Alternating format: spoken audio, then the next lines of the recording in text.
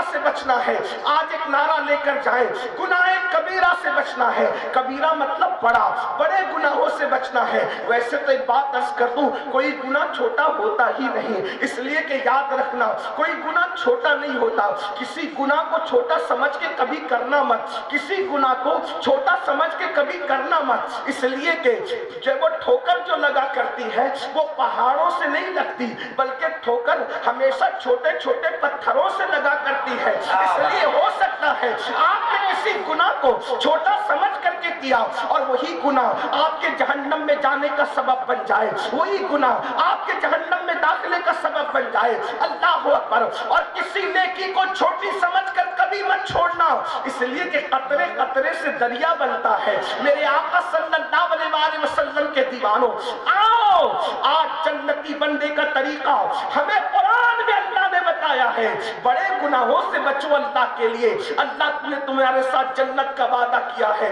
याद रखना मेरे भाइयों, हम सब जन्नत में जाना चाहते हैं, लेकिन गुनाह कबीरा से यानी बड़े गुनाह से बचते नहीं। तो आइए वो बड़े गुनाह क्या है, उनमें से चंद गुनाह पढ़ दिए जाते हैं। आगे जो गुनाह कबीरा है यानी बड़े गुनाह है, उन बड़े गुनाहों के अंदर एक गुनाह ये है, क्या?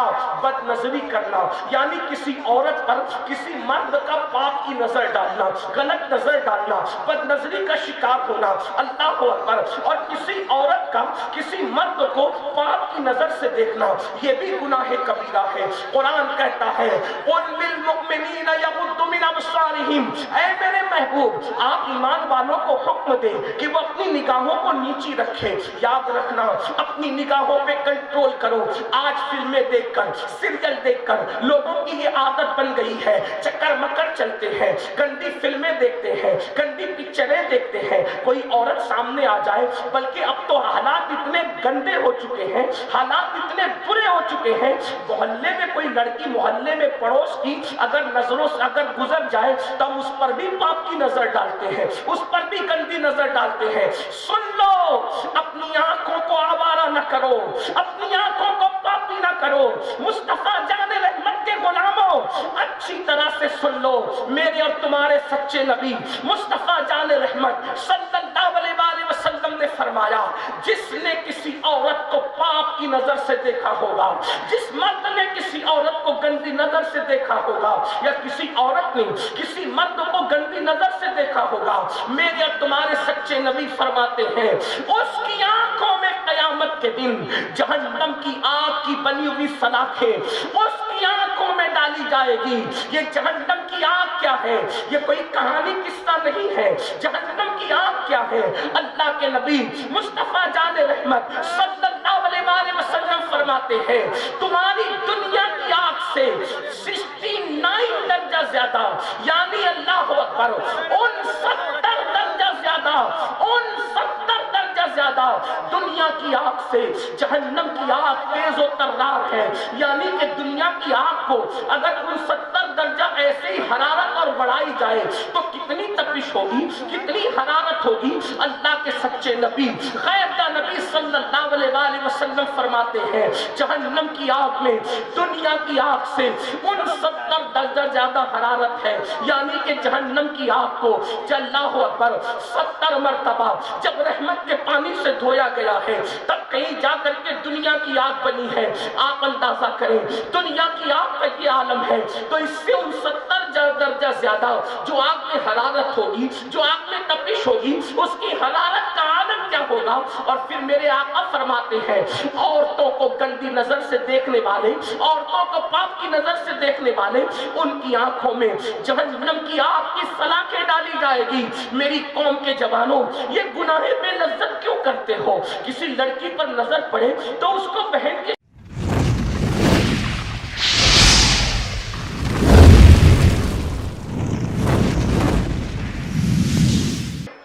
नकुश पर चलकर, जिस रास्ते पर चलकर ये लोग अल्लाह वाले बने हैं, अल्लाह के वली बने हैं, वो रास्ता आपको भी दिखाया जाए और वो भूला हुआ सबक आपको हम सबको याद दिलाया जाए।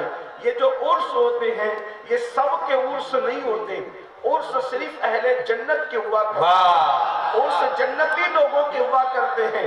اور جنت کا راستہ کیا ہے؟ جنت کا راستہ کون سا راستہ ہے؟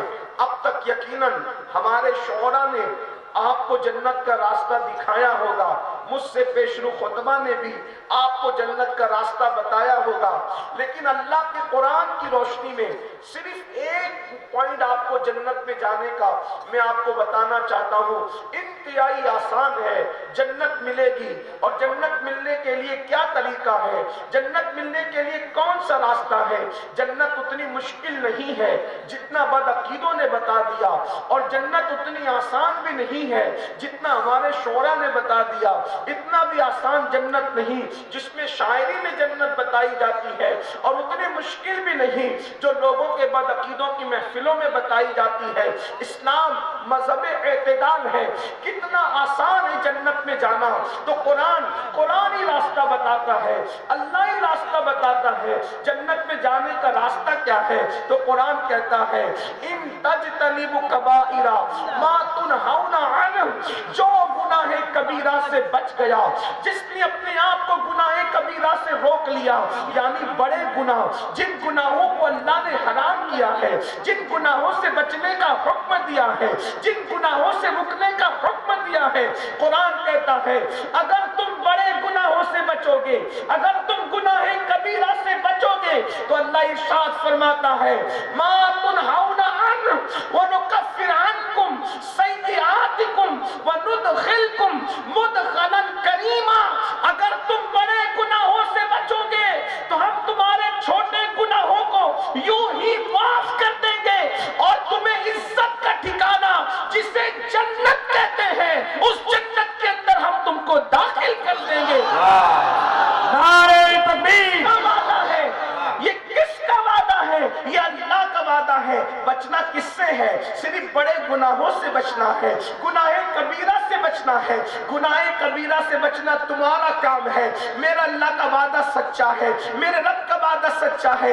ان اللہ لا یخلف المیعاد، اللہ کا وعدہ جھوٹا نہیں ہوتا، اللہ کا وعدہ سچا ہے، وہ اپنے وعدے کے خلاف نہیں کرتا، وہ اپنے وعدے کو پورا کرتا ہے۔ اب آئیے یہاں سننا یہ ہے بڑے گناہ کیا ہے، گناہ کبیرہ کیا ہے۔ تھوڑا اگر وقت میں جتنی گنجائش ہے کچھ گناہ کبیرہ آپ کے سامنے پڑھتا ہوں، اور آج سے ہم عہد کریں گے، میں بھی عہد کروں، آپ بھی عہد کریں کہ ہم سب بڑے گناہوں سے بچیں گے۔ میرے بھائیوں، جنت میں سب جانا چاہتے ہیں، لیکن بڑی معذرت کے ساتھ اچھی طرح یاد رکھنا، اگر میرا دامن پکڑو گے تو جنت نہیں ملنے والی جب تک قرآن کا دامن نہ پکڑو۔ اگر پیر کا دامن پکڑو گے تو جنت نہیں ملنے والی جب تک قرآن کا دامن نہ پکڑو۔ یاد رکھنا، سچا پیر وہی ہے جو قرآن کی تعلیم بتاتا ہے۔ اگر کوئی یہ کہے کہ جو جی میں آئے کرو میں تمہیں جنت میں لے جاؤں گا، تو یاد رکھنا کسی کی طبیعت نہیں چلے گی، صرف قرآن و سنت کی تعلیم ہمیں جنت میں لے کر کے جائے گی۔ اور یاد رکھنا ہمارے جتنے پیر ہیں، صدیق اکبر سے لے کر آج تک کے مشائخ تک، سب نے ہمیں قرآن کا راستہ بتایا، سب نے ہمیں حدیث کا راستہ بتایا۔ اچھی طرح یاد رکھنا، ہزاروں کی تعداد میں عرس کے نام پہ جمع ہونے والوں، میری قوم کے جوانوں، آج کتنا اچھا دن ہے، آج کتنی اچھی رات ہے، اتنے لوگ کس کو ملتے ہیں، اتنے لوگ کہاں آتے ہیں؟ اور ایک بات آپ کو بتا دوں، جہاں 40 مومن جمع ہوتے ہیں ان میں ایک اللہ کا ولی ہوتا ہے، یہاں تو ہزاروں لوگ جمع ہیں۔ اللہ اکبر! زمین کے اندر کے اولیاء تو موجود ہے، زمین کے اوپر کے اولیاء بھی ہمارے درمیان موجود ہے۔ اگر ہم یوں ہی آ کر یوں ہی چلے گئے اور ہم نے زندگی گزارنے کا طریقہ نہ سیکھا، ہم نے قرآن اور حدیث کی تعلیم نہ سیکھا، تو یاد رکھنا جیسے آئے تھے ویسے ہی چلے گئے، بالکل ایسے ہی ہوگا جیسے کوئی بندہ پیاسا ہو اور دریا کے کنارے بھی پیاسا ہی رہے تو اس کی محرومی کا عالم کیا ہوگا۔ تو آئیے گناہ کبیرہ فرماتے ہیں جہنم کی آگ میں دنیا کی آگ سے 69 درجہ زیادہ حرارت ہے، یعنی کہ جہنم کی آگ کو اللہ اکبر 70 مرتبہ جب رحمت کے پانی سے دھویا گیا ہے تب کہیں جا کر کے دنیا کی آگ بنی ہے۔ آپ اندازہ کریں دنیا کی آگ کا یہ عالم ہے، تو اس سے 69 درجہ زیادہ جو آگ میں حرارت ہوگی، جو آگ میں تپش ہوگی، اس کی حرارت کا عالم کیا ہوگا. اور پھر میرے آقا فرماتے ہیں عورتوں کو گندی نظر سے دیکھنے والے, عورتوں کو پاپ کی نظر سے دیکھنے والے, ان کی آنکھوں میں جہنم کی آگ کی سلاخیں ڈالی جائے گی. میری قوم کے جوانوں, یہ گناہ بے لذت کیوں کرتے ہو؟ کسی لڑکی پر نظر پڑے تو اس کو بہن کی شکل میں کیوں نہیں دیکھ سکتے؟ اگر بڑی ہو تو اس کو ماں کی شکل میں کیوں نہیں دیکھ سکتے؟ اگر چھوٹی ہو تو اس کو بیٹی کی شکل میں کیوں نہیں دیکھ سکتے؟ ہر عورت کو پاپ کی نظر سے دیکھا جاتا ہے, ہر عورت کو گندی نظر سے دیکھا جاتا ہے. سن لو, جس کی آنکھیں اتنی کمزور ہو, جس کی آنکھیں اتنی نازک ہو, اگر ہمارا پلک کا بال ٹوٹ کر ہماری آنکھ میں آ جائے تو بتاؤ ہم اس کو برداشت کر پاتے ہیں؟ اپنی ہی پلک کا بال اگر اپنی آنکھ میں ٹوٹ کر کے آئے ہم اس کو برداشت نہیں کر سکتے. عورتوں کو پاپ کی نظر سے دیکھنے والوں, جب تمہاری آنکھوں میں جہنم کی آگ کی سلاخیں ڈالی جائے گی اس وقت ان آنکھوں کا کیا بنے گا؟ اللہ اکبر. اگر امی یا بہن پیاز کاٹ رہی ہو اور کٹتی ہوئی پیاز کے ننھے ننھے ذرات جو نظر بھی نہیں آتے, اگر وہ پیاز کا ذرہ ہماری آنکھ میں چلا جائے تو بتاؤ کیا ہماری آنکھ اس کو برداشت کر پاتی ہے؟ نہیں کر پاتی نا. وہ پیاز کا ذرہ جو نظر بھی نہیں آتا اگر وہ آنکھ میں چلا جائے تو آنکھیں ہماری اتنی کمزور ہیں, آنکھیں ہماری اتنی نازک ہیں کہ نظر نہ آنے والا وہ ذرہ آنکھوں کو رلا دیتا ہے, آنکھوں کو لال کر دیتا ہے, آنکھوں کو سرخ کر دیتا ہے. بتاؤ جب پیاز کے ننھے ذرات ہماری آنکھیں برداشت نہیں کر پاتی تو جہنم کی آگ کی سلاخیں ہماری آنکھیں کیسے برداشت کر سکے گی؟ دنیا کے اندر جوانی کی رنگ ریلیوں میں, دنیا کے اندر جوانی کی موج مستیوں میں لڑکیوں کے ساتھ حرام تعلقات بنانے والوں, ناجائز تعلقات بنانے والوں, کبھی غور کیا صرف دیکھنے پر اتنا بڑا وبال ہے, صرف دیکھنے پر اتنا بڑا عذاب ہے کہ جہنم کی آگ کی سلاخیں ڈالی جائے گی. اب آپ سے پوچھتا ہوں تو جو کسی کے ساتھ بدکاری کرے, کسی کے ساتھ زنا کرے, اس کا کیا انجام ہوگا؟ اب اس کا انجام بھی ذرا سن لے. اس لیے کہ آج زنا کو فیشن کا نام دیا جا رہا ہے, آج بدکاری کو فیشن کا نام دیا جا رہا ہے. سن لو, اللہ اکبر. لڑکیوں سے دوستی رچانے والوں, اللہ اللہ, اگر آج کوئی نوجوان لڑکا کسی لڑکی سے تعلقات قائم نہ کرے, اس سے ناجائز دوستی نہ کرے تو دوستوں اس کو تانا دیتے ہیں کہ تو مرد نہیں ہے, تو بیکورڈ ہے, تجھے زندگی گزارنے کا طریقہ نہیں. ارے نادان, وہ زندگی کیا جس میں لڑکی کی دوستی نہیں؟ ابھی جوانی میں ہوج موج کر لو, جو ہوگا دیکھا جائے گا. اچھی طرح سن لو, جو جوانی میں گندگی کرتے ہیں, جو جوانی میں گناہ کرتے ہیں, جو جوانی میں پاپ کرتے ہیں, یاد رکھنا جو اللہ طاقت دینے والا ہے وہ اللہ طاقت چھیننے والا بھی ہے. جوانی کے نشے میں میرے اللہ کو اعلان جنگ کا چیلنج کرنے والوں, جو طاقت دینا جانتا ہے وہ طاقت چھیننا بھی جانتا ہے. جوانی کے نشے میں اگر پاپ کے شیش میں تعمیر کرو گے تو اللہ اکبر, جو اپنی جوانی کو گناہوں میں گزارتے ہیں خدا ان کا بڑھاپا اتنا عبرتناک بنا دیتا ہے, خدا ان کا بڑھاپا اتنا بدترین بنا دیتا ہے کہ وہ موت مانگتے ہیں تو بھی ان کو موت نہیں آتی. وہ پیر رگڑتے ہیں اور موت طلب کرتے ہیں اور رو رو کر کے, چھپ چھپ کر رو رو کر کہتے ہیں پتا نہیں کیا گناہ ہو گیا جو ہم اتنا تباہ ہو رہے ہیں, ہم اتنا برباد ہو رہے ہیں. یاد رکھنا, دولت کا نشہ ہو یا جوانی کا نشہ ہو یا طاقت و قوت کا نشہ ہو, اللہ کے غضب کو چیلنج مت کرو. کوئی دیکھے نہ دیکھے, اللہ سب کو دیکھ رہا ہے. رات کی تاریکی میں گناہ کرنے والوں, دن کے اجالے میں گناہ کرنے والوں, تنہائی میں گناہ کرنے والوں, سن لو, ہم کسی ایسے خدا کو نہیں مانتے جو مٹی اور پتھر کا ہے. ہم تو اس خدا کو مانتے ہیں جو ہماری شہرت سے زیادہ قریب ہے. قرآن کہتا ہے ہوا معکم اینما کنتم, تم جہاں کہیں ہو اللہ تمہارے ساتھ ہے. اس اللہ سے ڈرو. آپ کیا سمجھتے ہو فرعون کو اللہ نے دولت دی لیکن فرعون نے اللہ کی نافرمانی کی, اللہ نے اسے مہلت دی, اس نے نافرمانی کی. نافرمانی کی. کیا دن آیا؟ اللہ نے اس کو دریا میں غرق کر دیا. اللہ نے اس کو دریا میں ڈبو دیا اور اس کی لاش کو جب دریا نے نکال کر کے پھینک دیا تو کتے بھی اس کی لاش کو کھانے کے لیے تیار نہ تھے. کتے بھی اس کی لاش کو کھانے کے لیے تیار نہ تھے. اور آج تک فرعون کی لاش ایک میوزیم کے اندر پڑی ہوئی ہے. نہ اس کو کفن نصیب ہے, نہ اس کو قبر نصیب ہے. کیا آپ یہی چاہتے ہیں؟ فرعون کی لاش ہر دولت مند کو پکار پکار کر عبرت کی دعوت دے رہی ہے. اگر دولت کے نشے میں اللہ کی نافرمانی کرے گا تو میرا انجام دیکھ لے. ارے تو کسی فیکٹری کا مالک ہو سکتا ہے, تو کسی کارخانے کا مالک ہو سکتا ہے, تو کسی کھیت اور کھلیان کا مالک ہو سکتا ہے. فرعون تو اتنی بڑی سلطنت کا مالک تھا, لیکن اتنی بڑی سلطنت کا مالک ہونے کے باوجود بھی اس کو نہ کفن نصیب ہو سکا, نہ اس کو دفن نصیب ہو سکا. اس سے کیا پتا چلا؟ گناہ مت کرو, جہاں گناہ ہے وہاں فنا ہے. یاد رکھنا, گناہ کر کے انسان کو لذت تو مل سکتی ہے, لیکن گناہ کر کے انسان کو عزت نہیں مل سکتی. چند لمحے کی لذت کے لیے آخرت کی عزت کو تباہ نہ کرو. ایک دن مرنا ہے میرے بھائی. روح کا رشتہ جسم سے ٹوٹ جانا ہے, روح کا رشتہ جسم سے ٹوٹ جانا ہے. کچھ تو آخرت کا خیال کرو. اب کیا گناہ ہی رہ گئے ہیں؟ اللہ اکبر. تو میں عرض یہ کر رہا تھا, بات دور نہ نکلے, مجھے جلدی سے اپنے بات کو مکمل کرنا ہے. حضرت حدیث پاک میں آتا ہے, اللہ کے رسول غیب دا نبی صلی اللہ علیہ وآلہ وسلم فرماتے ہیں کہ جس نے دنیا میں زنا کیا ہوگا, قیامت کے دن اس کے وجود پر جہنم کی آگ کی بنی ہوئی قمیص پہنائی جائے گی.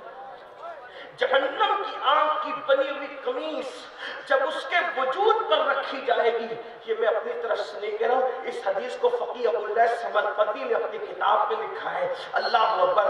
جہنم کی آگ کی بنی ہوئی قمیص جب اس کے بدن پر پہنائی جائے گی تو اس کی ہڈیاں ٹوٹ جائے گی, اس کی ہڈیاں ٹوٹ کر بکھر جائے گی. اللہ اکبر. آپ مجھے بتائیں نا میرے بھائیوں, کیا ہمارے جسم میں اتنی طاقت ہے کہ جہنم کی آگ کی بنی ہوئی قمیص پہنے؟ اللہ, ابھی سردی کے دن ہے. جو انسان کا بدن سردی برداشت نہ کر سکے, جو انسان کا بدن مئی کی گرمی برداشت نہ کر سکے, وہ انسان کا بدن اللہ اکبر وہ جہنم کی آگ کی بنی ہوئی قمیص کو کیسے برداشت کر سکے گا؟ اللہ.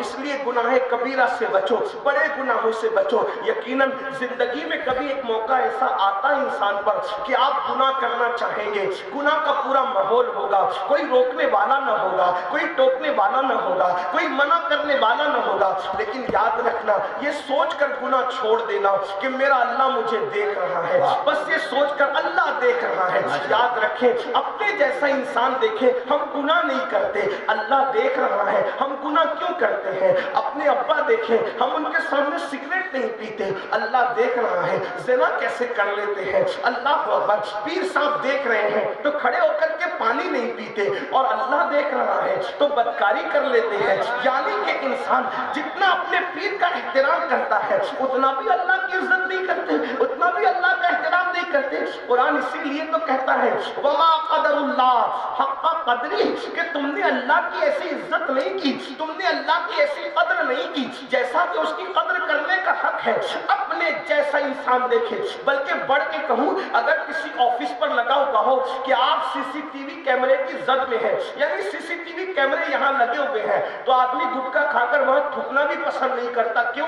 اس لیے کہ میں CCTV کیمرے کی زد میں ہوں. اگر پان کھانے والا پان کھا رہا ہے اور CCTV کیمرے کی زد میں ہو تو اللہ اکبر, آدمی پان کو وہاں نہیں تھوکتا. کیوں؟ اس لیے کہ CCTV کیمرے کی زد میں ہے. کیونکہ CCTV کیمرے کی زد میں ہو تو یہ ضرور دیکھا جائے گا کہ امین القادری آفس پہ چڑھتے ہوئے کیا کر رہا تھا, اترتے ہوئے کیا کر رہا تھا.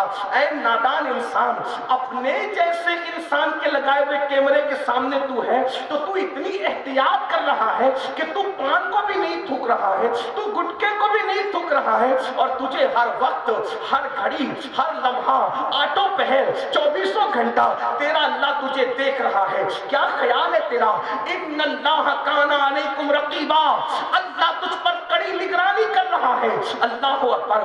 آج کی آپ کو بتاؤں، ایک مرتبہ میرے اور آپ کے آقا سچے نبی صلی اللہ علیہ وآلہ وسلم نے فرمایا، اے میرے صحابہ، جہنم کے اندر ایک وادی ہے۔ اب ذرا توجہ سے سننا، دوسرے کبیرہ گناہ کی طرف آتے ہیں اور تیسرے اس میں دو گناہوں کا ذکر ہوگا۔ میرے اور تمہارے سچے نبی صادق و مصدوق صلی اللہ علیہ وآلہ وسلم نے فرمایا، اے میرے صحابہ، جہنم میں ایک وادی ہے، اس وادی کا حال یہ ہے کہ ایک دن میں 5 مرتبہ جہنم بھی اس سے پناہ مانگتا ہے۔ یعنی جہنم بھی جس سے پناہ مانگے، ایک ایسی وادی جہنم میں موجود ہے۔ آگ جس سے پناہ مانگے وہ کیسی آگ ہوگی، جہنم جس سے پناہ مانگے وہ کیسی جہنم ہوگی۔ میں اپنے ایک ایک روایت کا ذمہ دار ہوں جو بیان کر رہا ہوں، آپ اس سے حوالہ لے سکتے ہیں۔ میں کوئی ہوا میں گرا نہیں لگا رہا ہوں، میں کوئی آپ کو مبالغہ آرائی نہیں کر رہا ہوں۔ اللہ کرے کسی کے دل میں بات اترے۔ میری مائیں اور بہنیں بھی ہزاروں کی تعداد میں موجود ہیں، سب دل کے کانوں سے سنو۔ اللہ اکبر۔ حضرت اللہ مصطفیٰ کریم رؤوف الرحیم غیب کا نبی صلی اللہ علیہ وآلہ وسلم فرماتے ہیں، جہنم میں ایک وادی ہے جس سے جہنم بھی ایک دن میں 5 مرتبہ اللہ کی پناہ مانگتا ہے۔ اللہ اکبر۔ پھر میرے آقا فرماتے ہیں، اس جہنم کی وادی کی حرارت اور گرمی یہ ہے، تپش یہ ہے کہ اس کے اندر اگر پہاڑ بھی ڈال دیے جائیں تو پہاڑ بھی پگھل جائیں۔ یعنی جہنم اس سے 5 بار پناہ مانگے، ایسی وادی ہے، اور اس میں اگر پہاڑ ڈالے جائیں تو پہاڑ بھی پگھل جائیں۔ صحابہ کرام نے عرض کی، یا رسول اللہ، ہمارے ماں باپ آپ پہ قربان آقا، جس میں پہاڑ بھی پگھل جائیں گے اور جس سے ایک دن میں 5 مرتبہ جہنم پناہ مانگتا ہے، حضور اس وادی میں کس کو ڈالا جائے گا، اس میں کس کو رکھا جائے گا، وہ کس کا ٹھکانہ ہوگا؟ تو میرے آقا فرماتے 2 لوگوں کا ٹھکانہ ہوگا، جس سے 5 بار جہنم پناہ مانگے اور جس میں پہاڑ بھی پگھل جائیں، اس میں 2 لوگ ڈالے جائیں گے۔ نمبر 1، حرام کھانے والا، حرام لقمہ کھانے والا۔ حرام لقمہ مطلب جوا کھیلتا ہے، اس کے پیسے سے خود کھاتا ہے، بچوں کو کھلاتا ہے، سٹا کھیلتا ہے، شراب کا دھندا کرتا ہے، سود کا، بیاج کا، انٹرسٹ کا دھندا کرتا ہے۔ آپ جانتے ہیں وہ اس میں ڈالا جائے گا جس میں پہاڑ بھی پگھل جائیں گے۔ حرام مت کھاؤ۔ کوئی سوچے میری تو کرانہ کی دکان ہے، میں تو حلال کماتا ہوں۔ اگر کرانہ دکان میں بھی جھوٹ بول کے سودا بیچتے ہو وہ بھی حرام ہے۔ دودھ میں پانی ملاتے ہو حرام ہے، تیل میں ملاوٹ کرتے ہو حرام ہے، دھوکہ دے کر کاروبار کرتے ہو حرام ہے۔ سن لو، حرام نہ کماؤ۔ اللہ نے ہمارے مقدر میں لکھ دیا ہے۔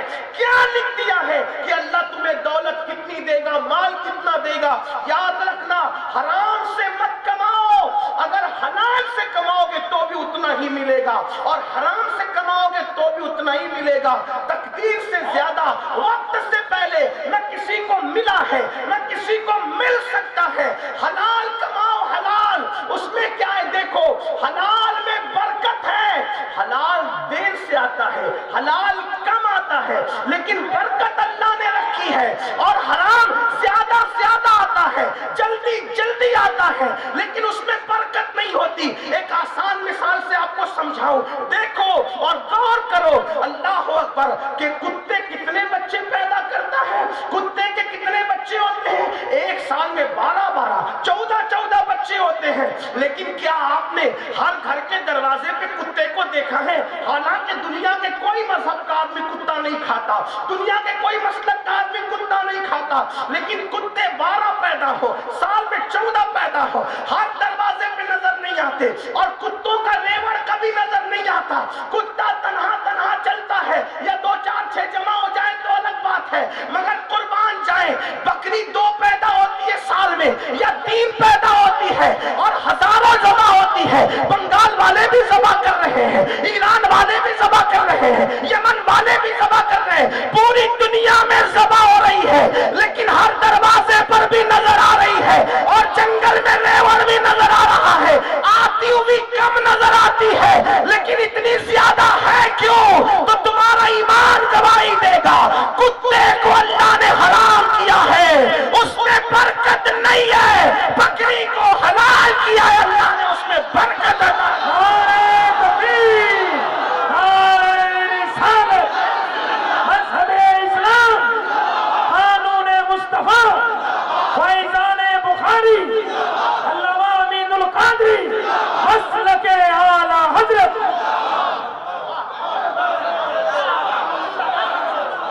کتا ذبح کرنے والا کوئی مذہب نہیں، اور بکری کم و بیش ہر مذہب میں ذبح ہو رہی ہے، لیکن اللہ برکت کتنی دے رہا ہے؟ اس لیے اگر برکت چاہتے ہو تو حلال کی طرف ہو، تھوڑا آئے گا تھوڑا، لیکن برکت زیادہ ہوگی۔ ایک اور بات عرض کروں، اللہ جس سے ناراض اس میں برکت نہیں، اور اللہ جس سے راضی اس میں برکت۔ توجہ ہے آپ کی، دھیان ہے آپ کا۔ دیکھو یزید، اللہ اس سے ناراض تھا، یزید 14 بیٹے چھوڑ کے مرا، اور ایک روایت کے مطابق 8 چھوڑ کے مرا، لیکن یزید کی نسل نظر نہیں آتی کیونکہ اللہ اس سے ناراض تھا، اور حسین سے اللہ راضی ہے۔ ایک بیٹا چھوڑ کر دنیا سے گئے، آج مسلمانوں کا کوئی محلہ نہیں ہے جہاں پہ اولاد حسین موجود۔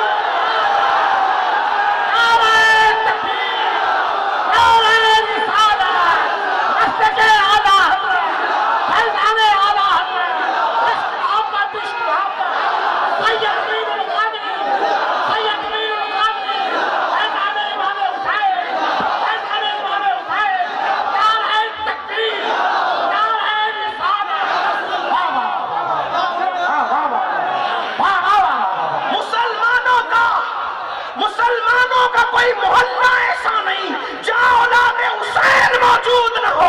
ارے بنگال کے استحاد میں بھی یہ سادات بخاری اولاد حسین۔ عراق جاؤ تو شیخ رفاعی اولاد حسین، بغداد جاؤ تو شیخ عبد القادر جیلانی اولاد حسین، کیونکہ وہ حسنی بھی ہے، وہ حسینی بھی ہے۔ غریب نواز اولاد حسین ہے، بختیار کاکی اولاد حسین ہے، محبوب الہی نظام الدین اولیاء اولاد حسین ہے، خواجہ عثمان ہارونی اولاد حسین ہے۔ کیا پتا چلا جس سے اللہ راضی رہتا ہے اس میں برکت دے۔ حلال کماؤ، تمہاری نسلیں بیٹھ کے کھائے۔ جب اللہ برکت دے تو کوئی ختم نہیں کر سکتا۔ آپ کہتے ہیں نہیں میری روزی پہ کسی نے جادو کر دیا، کسی نے جادو کیا ہو یا نہ کیا ہو، ہمارے کرتوت کا جادو اتنا خطرناک ہے، ہمارے گناہوں کا جادو اتنا خطرناک ہے۔ قرآن کہتا ہے وَمَا أَصَابَكُم مِّن مُّصِيبَةٍ فَبِمَا كَسَبَتْ أَيْدِيكُمْ، کہ تم پر جو بھی مصیبت آتی ہے وہ تمہارے گناہوں کی وجہ سے آتی ہے۔ کہا مولانا صاحب، سید صاحب، پیر صاحب 30 سال ہو گئے بیٹی کو رشتہ نہیں آتا۔ میں نے کہا پاپ کرنا چھوڑ دے۔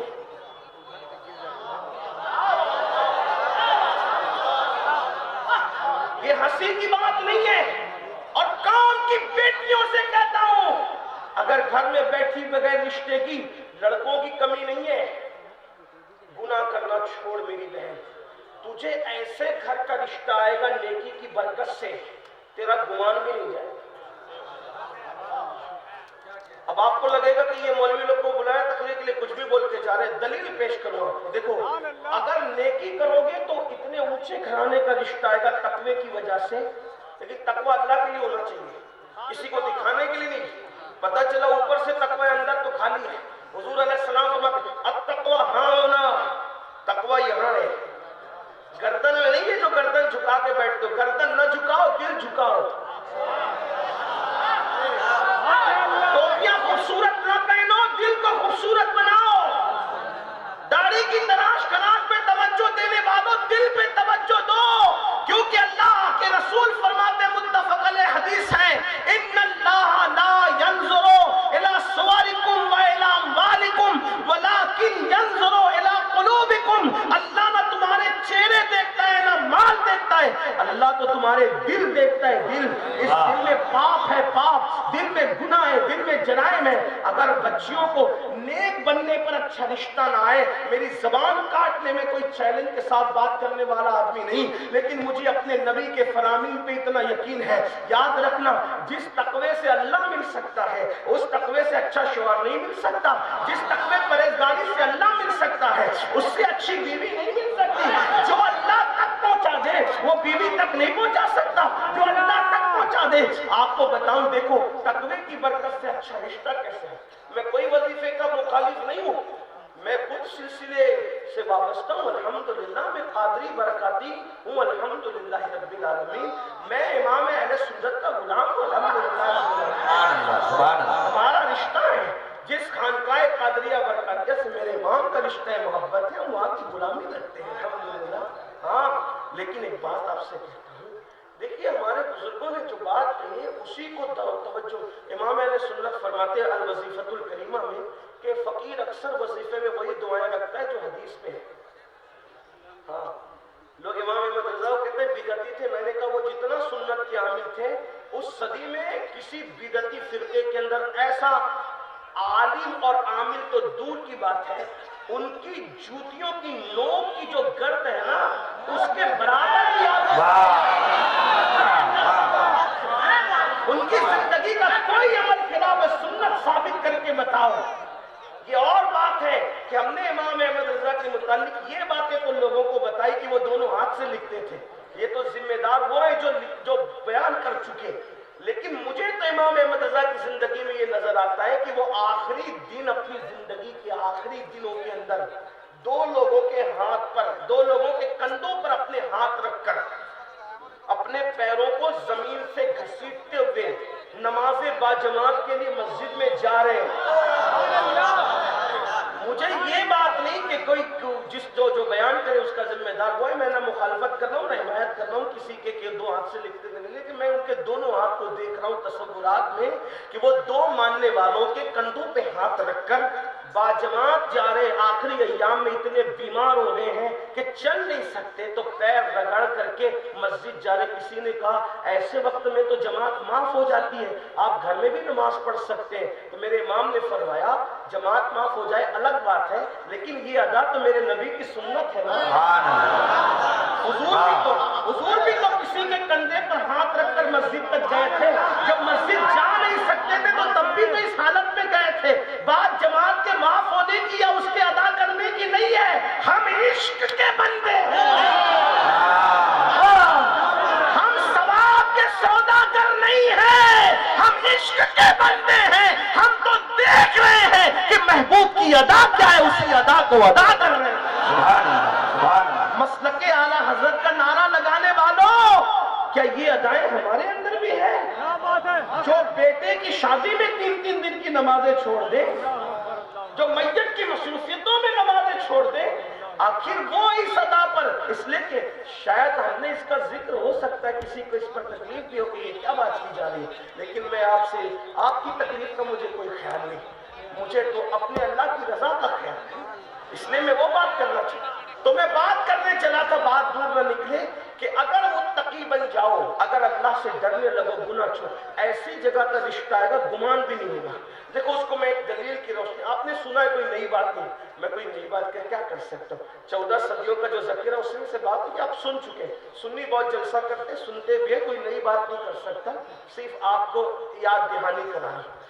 फारूक आजम सैयदना उमर इब्न खत्ताब ने ऐलान किया हमारे मजहब में दूध में पानी मिलाकर बेचने की इजाजत नहीं है। आपने फरमाया कोई दूध में पानी मिलाकर नहीं बेचेगा, तवज्जो करना, ये बात आप बार बार सुन चुके हैं, लेकिन इसको मैं किसी और पैराए में आपके सामने रख रहा हूँ, मेरी बहनों के सामने, आपके सामने। अच्छे रिश्ते चाहते हो, इससे बड़ा वजीफा कोई नहीं मेरे पास अच्छे रिश्ते का। फारूक आजम फरमाते हैं, मेरे नबी के दूसरे जानशीन है, खलीफा दुआ में, फरमाते हैं कि दूध में पानी मिला करके न बेचना। ठीक, हमारे यहाँ इस्लाम में देखो दूध महंगा बेचो, कितना ही महंगा, सब लोग 50 में बेच रहे हो, आम दिनों में आम हालात में जब दूध मिल रहा हो हर जगह, आप 100 में बेचिए ना। आज तक किसने कलम पकड़ा है कि आप ना बेचे? फतहुल कदीर का ये जो जुजिया है उसी पर तो नोट की इस्तेमाल की इजाजत امام نے لکھی ہے نا کہ اپنی 1 پیسے کی چیز آپ 1000 میں بیچتے. عام حالات میں اگر کھانے پینے کی چیزوں کی قلت نہ ہو، حالات عام ہو، مارکیٹ اوپن ہو، تو آپ کتنے میں بھی بیچ سکتے ہیں. جس کو پسند آئے گا لے گا، نہیں پسند آئے گا نہیں لے گا.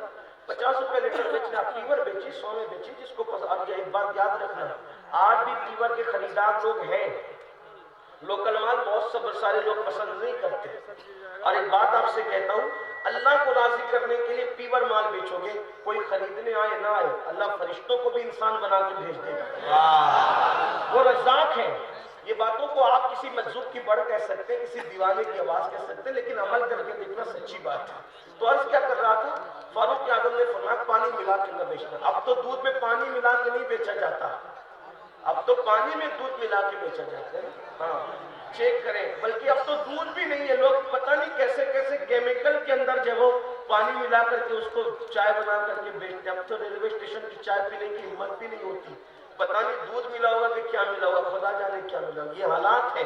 لا الہ الا اللہ. اسلام کا نظام کتنا خوبصورت ہے. وقت کا امیر المومنین کہتا ہے دودھ میں پانی ملا کے نہ بیچنا. اچھا پھر اس کے بعد کہہ کے سو نہیں جاتے. آج لوگ اس لیے کرپشن کا شکار ہے کہ جو لوگ قانون پاس کرتے کرپشن کے خلاف، وہی کرپشن کے اندر گرفتار ہے. کرپشن کا خاتمہ اس وقت ہوگا قانون پاس کرنے والا پہلے عمل کرے. یہ بات ہے. تو فاروق اعظم نے بنا دودھ میں پانی ملا کے نہ بیچنا. ٹھیک بات ہو گئی. لیکن رات کو نکلتے تھے مدینہ شریف کی گلیوں میں گھومنے کے لیے، کون کرپشن کر رہا ہے کون کیا کر رہا ہے. اچانک ایک کانپتی ہوئی بوڑھی آواز فاروق اعظم کے کان میں پڑی. کانپتی ہوئی بوڑھی آواز، بیٹی. جی ممی. جی امی. میں اپنے الفاظ میں کہہ رہا ہوں، ورنہ آپ کہیں کہ یہ عربی میں ممی کہاں سے آ گیا. ایسا نہیں ہے. کچھ لوگ تقریر سننے بھی آتے ہیں تو ایسا نہیں ہے، بات اپنے لہجے میں کہی جاتی ہے. تو عربی میں جی بھی نہیں ہے، ٹھیک ہے، لیکن بات تو آپ کی کرنی ہے نا. ورنہ عربی مطلب آپ کے سامنے پڑھوں گا تو آپ کو کیا سمجھ میں آئے گا. اور میری گزارش یہ بھی، میری عادت بھی ہے کہ میں بہت ہلکی زبان استعمال کرنا چاہتا ہوں تاکہ میرے کسان بھائی بھی سمجھ لیں، چھوٹے چھوٹے بچے بھی سمجھ لیں. یہ تو کہا جی امی کیا بات ہے. کہا کہ بیٹا جلدی سے دودھ میں پانی ملا دو. رات کا آخری پہر ہے. بوڑھی ماں اپنی جوان بیٹی سے کہتی دودھ میں پانی ملا. بوڑھی ماں کی آواز سن کر جوان بیٹی کی طرف جب کان لگے فاروق اعظم، تو اس نے کہا امی تمہیں پتا نہیں امیر المومنین نے منع کیا نا دودھ میں پانی ملا کر بیچنے سے. میں دودھ میں پانی نہ ملاؤں گی. تو کیا کہا، بیٹی وہ امیر تو ہمارا سو رہا ہوگا، عمر سو رہے ہوں گے، وہ کہاں دیکھ رہے ہیں. تو پتہ ہے جوان بیٹی نے کیا کہا، امی امیر تو نہیں دیکھ رہا ہے لیکن تیرا اور میرا اور امیر کا خدا تو دیکھ رہا ہے. سبحان اللہ. اب اس پر یہاں تک تو آپ نے سنا. اب توجہ کریں. فاروق اعظم یہ سن کر آنکھیں چھلک پڑی کہ جوانوں میں ایسے لوگ موجود ہیں، ابھی بھی جوان ایسے لوگ موجود ہیں میرے مذہب میں، میرے مدینے میں. تو وہاں پر آپ نے نشان لگا دیا، گھر پہ نشان لگا دیا. نشان لگائے گھر گئے، آنکھ میں آنسو تھے. صبح ہوئی، اپنے بیٹوں کو جمع کیا اور جمع کر کے فرمایا دیکھو میں بوڑھا ہو چکا ہوں، اب میں کوئی شادی نہیں کر سکتا. تم میں کون ہے جو اس لڑکی سے شادی کرے گا جو اللہ سے ڈر کر کے دودھ میں پانی نہیں ملا رہی تھی؟ اس سے کون شادی کرے گا؟ آپ کے ایک بیٹے تیار ہو گئے کہ ابو میں شادی کروں گا. آپ دیکھیں کوئی رشتے میں کسی بچولیا کو ڈالا گیا، کسی اغوا کو ڈالا گیا، کسی اغوا نے اغوائی کی. ایک لڑکی کا تقویٰ، اللہ اکبر، مدینہ منورہ کے عام گھرانے کا رشتہ نہیں آیا، وقت کے امیر المومنین کا رشتہ بغیر مانگے گھر تک کے چل کر آیا. اور وہ تقوی کی برکت تھی، پرہیزگاری کی برکت تھی. اور پھر فاروق اعظم کی وہ لڑکی بہو بن گئی، وقت کے امیر المومنین کی بہو بنی. کیوں؟ ڈگری کی وجہ سے نہیں، حسن کی وجہ سے نہیں، مال کی وجہ سے نہیں، نسب کی وجہ سے نہیں، صرف تقوی کی برکت سے امیر المومنین کی بہو بنی. اور صرف امیر المومنین کی بہو نہیں بنی بلکہ جب اس لڑکی کی شادی ہوئی تو اللہ نے فاروق اعظم کے بیٹے اور اس لڑکی سے ایک اور بیٹی عطا فرمائی. اور اس بیٹی کا نکاح پھر ایک جگہ ہوا. اسی بیٹی سے جو بیٹا پیدا ہوا اسی بیٹے کو دنیا نے حضرت عمر ابن عبدالعزیز کے نام سے جانا پہچانا. یعنی وہ صرف عمر کی بہو نہ بنی بلکہ 14ویں پہلی صدی کا مجدد اور دوسرے امیر المومنین عظیم امیر المومنین جو ہے ان کی نانی بھی بن رہی ہے نا، وہ عمر ابن عبدالعزیز کی نانی بھی بن رہی ہے ایک اور امیر المومنین کی، یعنی عمر ابن عبدالعزیز کی نانی بنی وہ۔ پتا چلا تقوی کی برکتیں یہ ہیں۔ تو میرے آقا علیہ السلام کے پیارے دیوانوں، بات دور نکلی، عرض کیا کر رہا تھا کہ حرام نہ کماؤ۔ اور ایک اور جملہ دیکھیے، آپ اگر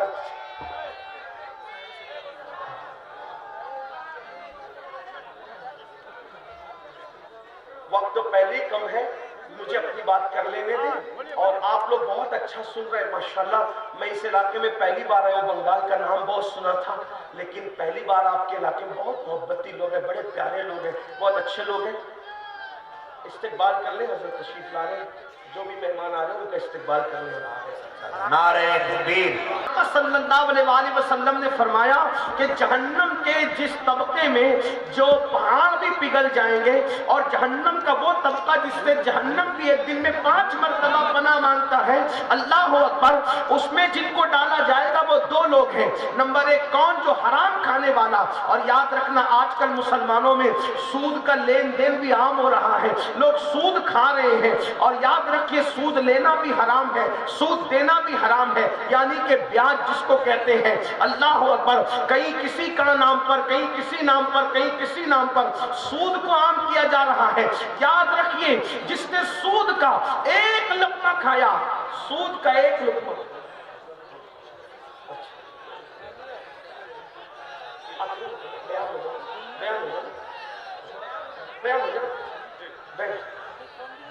بیٹھ جائیں۔ آپ سب کی محبتوں کا شکریہ۔ ایک بار درود شریف پھر پڑھیں اپنے آقا علیہ السلام کی بارگاہ میں۔ اللہم رب محمد صلی اللہ علیہ وسلم، نحن عباد محمد صلی اللہ علیہ وسلم، صلاۃ و سلام علیک یا جد الحسن والحسین۔ تو جس نے سود کا 1 لقمہ، 1 لقمے کی بات ہو رہی، جس نے سود کا 1 لقمہ کھایا، گویا اس نے اپنی ماں کے ساتھ 36 مرتبہ زنا کیا۔ یعنی جو اپنی ماں کے ساتھ 36 بار زنا کرے، اس کو قیامت میں جو عذاب دیا جائے گا وہ سود کا 1 لقمہ کھانے والے کو دیا جائے گا۔ اب آپ بتائیں جو بیاج کا دھندا کرتے ہیں، انٹرسٹ کا کاروبار کرتے ہیں، ان کا کیا انجام ہوگا؟ اس لیے دنیا ہی سب کچھ نہیں ہے۔ اور اب گفتگو کو سمیٹتے ہوئے ایک آخری بات عرض کر دوں، سمیٹتے ہوئے کہ ایک بندہ تو وہ کہ جہنم میں پہاڑ جو پگھلیں گے، جس حصے میں پہاڑ پگھلیں گے، جس حصے میں پہاڑ پگھلیں گے، اس میں جس کو ڈالا جائے گا وہ کون؟ حرام کھانے والا۔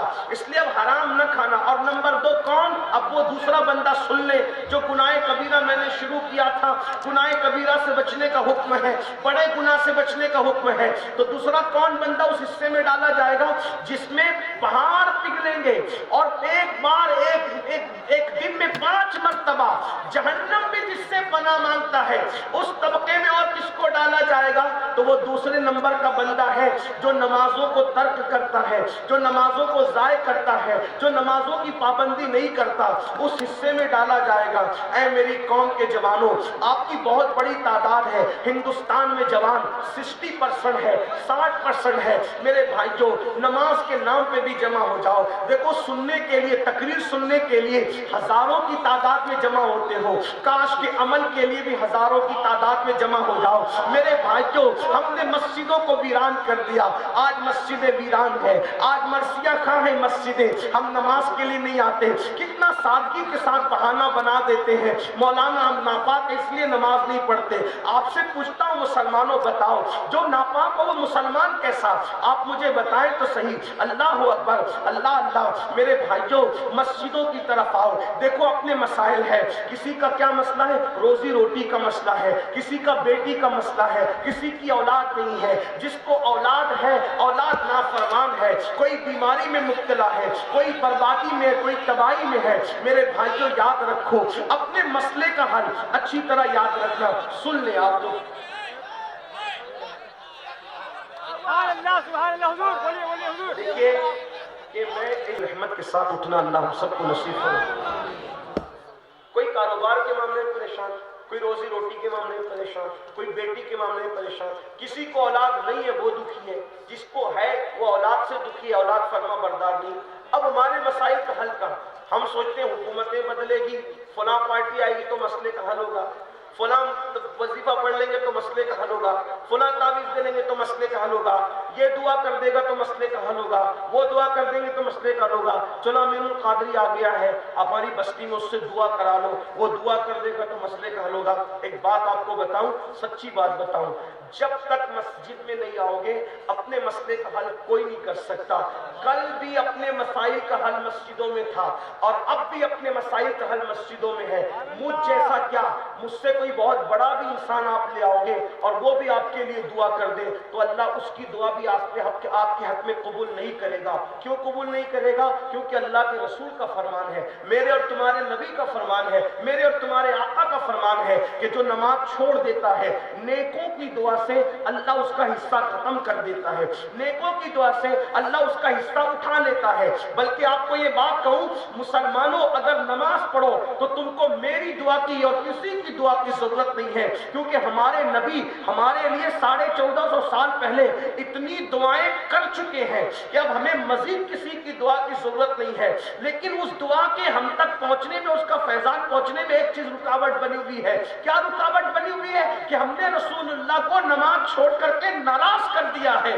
اگر ہم سجدہ کر کے حضور کو راضی کر لیں تو حضور کی دعاؤں کی برکتیں آج بھی ہمیں ہرا بھرا کر سکتی ہے، آج بھی ہمیں برکتوں سے مالا مال کر سکتی ہے۔ کتنی عجیب سی بات ہے، ہمیں واٹس ایپ کے لیے ٹائم ہے، فیس بک کے لیے ٹائم ہے، ٹویٹر کے لیے ٹائم ہے، ہر چیز کے لیے ٹائم ہے، بیوی بچوں کے لیے ٹائم ہے، دوست احباب کے لیے ٹائم ہے، آخر اللہ کی عبادت کے لیے ٹائم کیوں نہیں ہے؟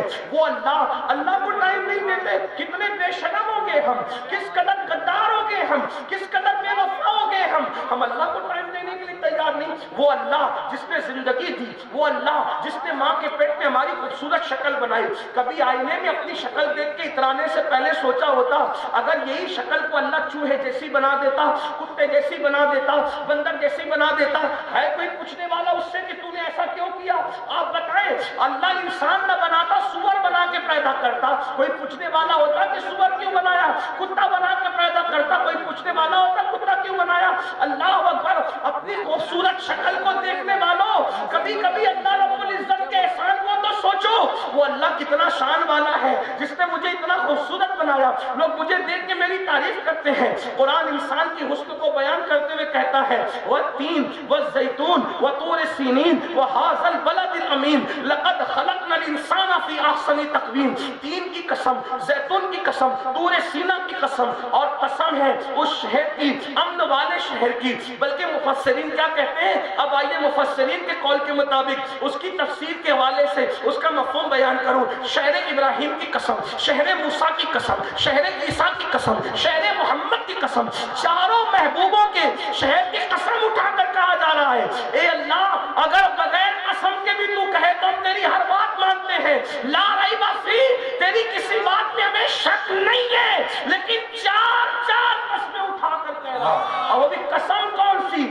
اس شہر کی قسم جس میں ابراہیم پیدا ہوئے، اس شہر کی قسم جس میں موسیٰ پیدا ہوئے، اس شہر کی قسم جس میں عیسیٰ پیدا ہوئے، اس شہر کی قسم جس میں محبوب پیدا ہوئے۔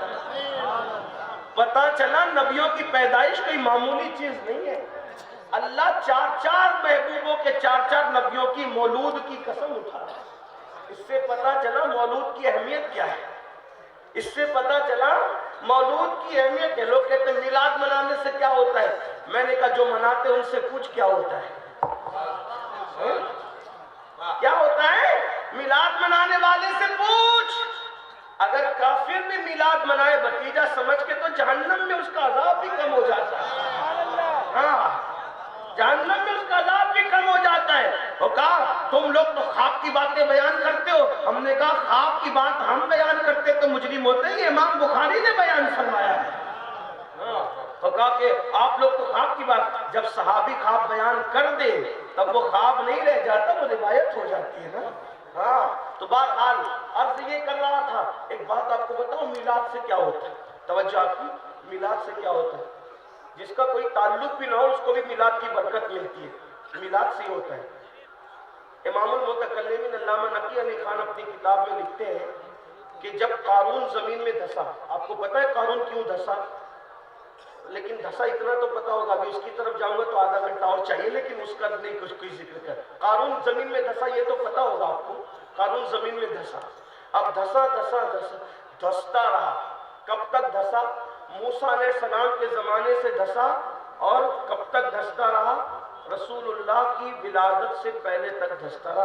جیسی حضور کی ولادت ہوئی اور حضور کے قدم زمین کو لگ گئے، اللہ نے فرمایا اب قارون نہ دھسے گا، کیونکہ محبوب کے قدم زمین کو لگ گئے.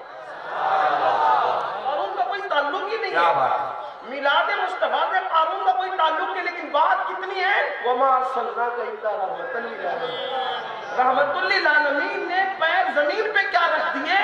اب وہ دھستا ہوا قارون نہیں دھس رہا ہے، وہ وہی رک گیا ہے. کیوں؟ حضور کی میلاد ہو گئی. اللہ اللہ، جب قارون جیسوں کو ایسی میلاد کی برکتیں نصیب ہوتی ہے تو غلامان مصطفیٰ کو کیسے نصیب ہوگی؟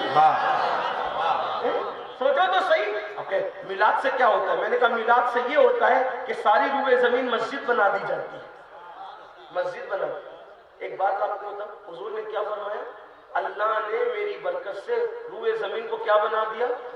کیا بنا دیا؟ یعنی کہ پہلے کے لوگوں کو عبادت کرنا ہوتا تھا تو عبادت خانے میں جانا پڑتا تھا. اب وہ مسلمان جہاں نماز کا ٹائم ہو نماز شروع کر دی. کیا جگہ ہے وہ؟ مسجد. ایک بات اس سے اور بتاؤں، جب مسجد ہو گئی روئے زمین تو مسجد کے اوپر کوئی زنا کرتا ہے کیا؟ مسجد کے اوپر کوئی شراب پیتا ہے کیا؟ مسجد کے اوپر کوئی چوری کرتا ہے؟ کوئی کرتا ہے مسجد میں چوری؟ حضور کہہ رہے کہ مسجد ہو گئی، یہ تو ہمیں سمجھ میں آ گیا اور یہی اس کا مطلب ہے کہ سجدہ گاہ بن گئی. لیکن جو چیز سجدہ گاہ ہے پھر وہ زنا گاہ کیسے ہو سکتی ہے؟ وہ شراب گاہ کیسے ہو سکتی ہے؟ وہ چوری گاہ کیسے ہو سکتی ہے؟ اس کا مطلب لوگ زمین کو کچھ مانے، تم تو سجدہ گاہ مان رہے ہو نا. جب تم سجدہ گاہ مان رہے ہو تو زمین کے اوپر پاپ کیوں کرتے ہو؟ گناہ کیوں کرتے ہو؟ زمین پہ گناہ کرنے نہیں آئے، زمین پہ سجدہ کرنے، زمین پہ اللہ کی عبادت کرنے آئے. تو عرض کیا کر رہا تھا، ہمارے مسائل کا حل کل بھی مسجد میں تھا، سجدے میں تھا، اور آج بھی سجدے میں. اور جب تک سجدہ نہیں کرو گے اس وقت تک کامیابی نہیں مل سکتی. حکومتیں آئے گی چلی جائیں گی. اور ایک بات آپ کو بتاؤں، جو اس وقت ظالم آئے ہیں دنیا میں، کہیں ہر ملک کا یہی حال ہے، کہیں کم کہیں زیادہ، اس سے زیادہ ظالم آئیں گے. اگر عبادت نہیں کرو گے اس سے زیادہ ظالم ہے. جو تکلیفیں آج ہیں اس سے زیادہ تکلیفیں بڑھے گی. ارے اللہ نے ہمیں خوبصورت شکل دی، رزق دیا، اچھے ماں باپ دیے، ساری نعمتیں دی، کیوں اس کے لیے ٹائم نہیں نکالتے؟ ایک وقت کی نماز کے لیے صرف 10 منٹ چاہیے. 10 منٹ، 10 منٹ سے زیادہ پہ ٹائم نہیں لگتا. کیوں نماز نہیں پڑھتے؟ اور سن لو، اگر نماز نہ پڑھو تو اللہ کے رسول علیہ السلام کیا فرما رہے؟ آپ یہ سوچتے ہو کہ نماز چھوڑ دیں گے تو بھی حضور ہاتھ پکڑ کے جنت میں لے جائیں گے؟ نمازوں کو ترک کرو گے پھر بھی حضور ہاتھ پکڑ کے جنت میں لے جائیں گے؟ یاد رکھو، اللہ کے رسول نے فرمایا کہ جو جان بوجھ کے نماز چھوڑ دے میں محمد اس سے بیزار ہوں، قیامت کے دن اس کے ساتھ میرا کوئی وعدہ نہیں ہے. حضور فرمائے ہوش کے ناخن لو، جس سے ماں باپ بیزار ہو جائے مرتے وقت اس کی زبان پہ کلمہ نہیں آتا، جس سے اللہ کے رسول بیزار ہو جائے مرتے وقت اس کی زبان پہ کلمہ کیسے آئے گا؟ آپ کیا سمجھتے ہو امام اہل سنت کی بات بہت زیادہ کرتے ہو؟ امام اہل سنت نے فتاوی نظریہ شریف میں لکھا کہ جو اذان کا جواب نہ دے اور دنیا کی باتیں کرے ڈر ہے کہ مرے گا تو کافر ہو کے مرے گا. امام اہل سنت نے لکھا جو نماز پڑھے لیکن رکوع صحیح نہ کرے، پڑھتا ہے نماز لیکن رکوع صحیح نہیں کرتا، تو حدیث پاک انہوں نے کوٹ کی کہ جو رکوع صحیح نہیں کرتا ڈر ہے کہ مرے گا تو کافر ہو کے مرے گا. نماز پڑھتا ہے مگر رکوع صحیح نہیں پڑھتا تو ڈر ہے کہ مرے گا تو کافر ہو کے مرے گا. جو سرے سے نماز ہی نہیں پڑھتا، جمعہ تک نہیں پڑھتا، جمعہ کے دن آتا ہے تو 2 رکعت پڑھ کے بھاگ جاتا ہے، وہ کیسے مومن مرے گا؟ وہ ایمان پر کیسے مرے گا؟ اور آپ کو بتاؤں اللہ کے رسول علیہ السلام حضرت ابو ہریرہ سے فرماتے ہیں، اے ابو ہریرہ بے نمازی کے ساتھ نہ بیٹھا کرو، اس لیے کہ بے نمازی پر مسلسل اللہ کی لعنت برستی رہتی ہے. حضور اپنے صحابہ کو بے نمازی کے ساتھ بیٹھنے سے روکتے ہیں. آپ سے پوچھنا چاہتا ہوں، بے نمازی بن کر حضور کے عاشق کیسے ہو سکتے ہو؟ بے نمازی بن کر غوث اعظم کے عاشق کیسے ہو سکتے کرتے ہو؟ ہم تو قادری ہیں۔ میں نے کہا اپنا منہ آئینے میں دیکھو، کون سے قادری ہو؟ صرف کپڑا پکڑ کے کسی کو قادریت ملتی ہے؟ میرے جملے تلخ ہو تو معاف کر دینا، لیکن وہ غوث اعظم شیخ عبد القادر جیلانی جن کی قادریت پہ ناز کرتے ہو، غوث پاک فرماتے ہیں بے نمازی مرے اسے مسلمان کے قبرستان میں دفن مت کرو۔ جو غوث اعظم بے نمازی کو مسلمان کے قبرستان میں گوارا نہیں کرتے، قبرستان غوث پاک کا نہیں ہے، توجہ ہے آپ کی، قبرستان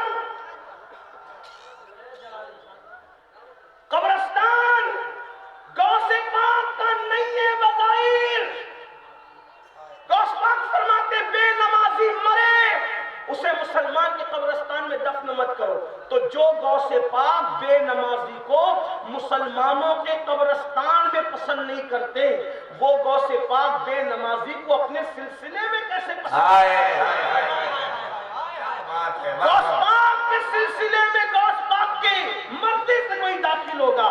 تو میرے بھائی جو نماز کی طرف آؤ، اور اگر نماز نہیں پڑھو گے تو پھر کون سے حصے میں داخل کیے جاؤ گے؟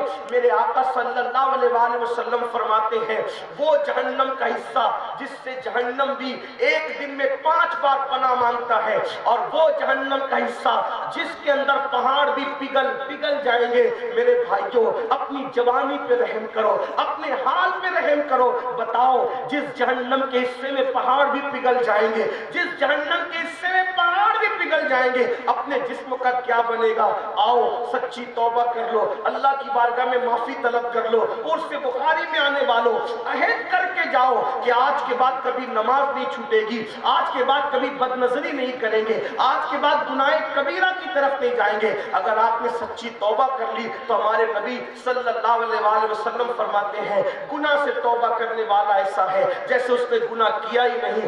آج بدل جاؤ، کان کھینچنے کا نام توبہ نہیں، گال پیٹنے کا نام توبہ نہیں، استغفر اللہ پڑھنے کا نام صرف توبہ نہیں، بلکہ توبہ یہ ہے اپنے اللہ سے وعدہ کرو آج سے پہلے کوئی گناہ ہو گیا ہو تو مولا میں معافی مانگتا ہوں، آج کے بعد سردی ہو یا گرمی ہو، بارش ہو، کچھ ہو، ایک بار آپ سے کہتا ہوں اگر آپ کہتے نا کہ میرے پیر پکڑ کے کہہ دے نمازی بن جا تو میں آپ کے پیر بھی پکڑ کے کہتا، لیکن مسلمانوں ہاتھ جوڑ کے کہتا ہوں نماز چھوڑ کر ہم رسول اللہ کے سچے امتی نہیں ہو سکتے۔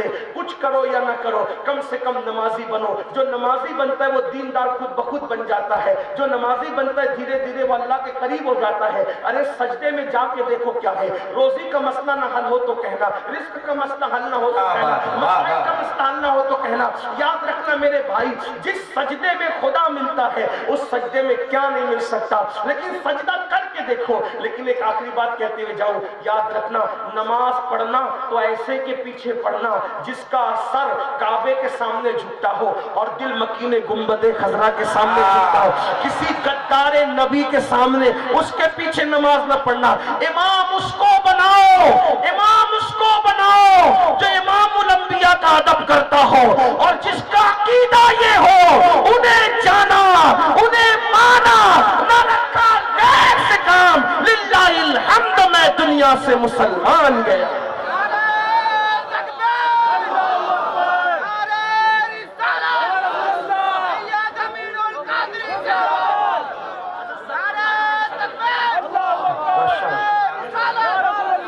صاحب سجادہ کا حکم ہے 10 منٹ اور بول دوں، 10 منٹ اور بول دیتا ہوں، بات پوری کرتا ہوں۔ توبہ کرو، آج سے پہلے جو ہو گیا توبہ کرو، اور سمے اللہ والوں کے پاس بیٹھ کر اگر کوئی توبہ کر لیتا ہے، اور سمے اللہ والوں کے پاس بیٹھ کر کوئی توبہ کر لیتا ہے تو اللہ پاک اس کی زندگی بدل دیتا ہے، زندگی میں انقلاب برپا کر دیتا ہے۔ آؤ میں بھی اور آپ بھی سچی توبہ کریں، اس لیے کہ جب ولیوں کے یہاں توبہ کی جاتی ہے، اللہ والوں کے یہاں توبہ کی جاتی ہے تو اللہ تبارک و تعالیٰ پھر گنہگار کو نہیں دیکھتا بلکہ توبہ کرنے والے